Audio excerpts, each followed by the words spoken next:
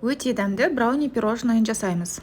Бұл пирожныйды қыста жасап қойғам, тиктоктан көріп қызығып, енді ғана қолым босап, енді сіздермен бөлісейін деп жатырмын. Жаңа үйімізге көшуімізге байланысты 3 айдан бері YouTube каналымды тастап қойдым, сол себепті сіздердің қолдауларыңыз маңызды. Бастаймыз. Ең алдымен Қазақстан шоколадының екеуін осылай бөліп, водяной баняда ертіп аламыз.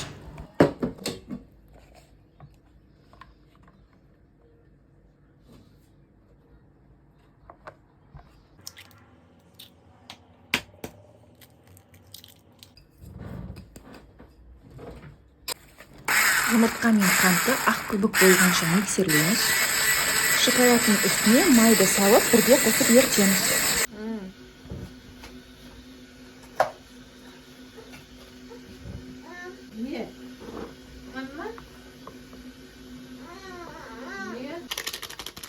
Ұнға қопсытқышты қосып араластырып аламыз.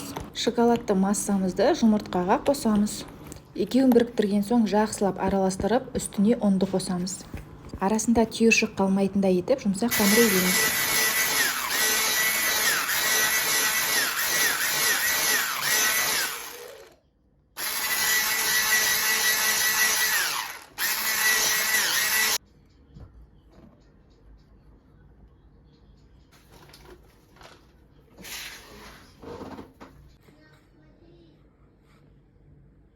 Қолымызды кішкене суға батырып алып, осылай дөңгелектер жасап, формаға саламыз.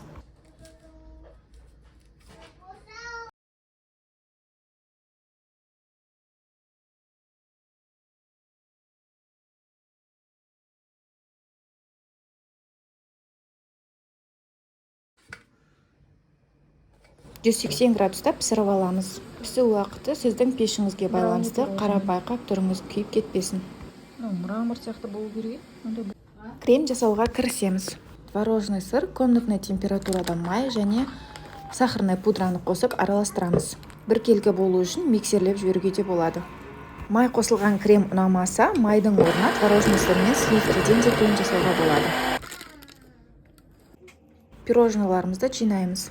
Ортасына крем жағып, пирожныйларымызды біріктіреміз.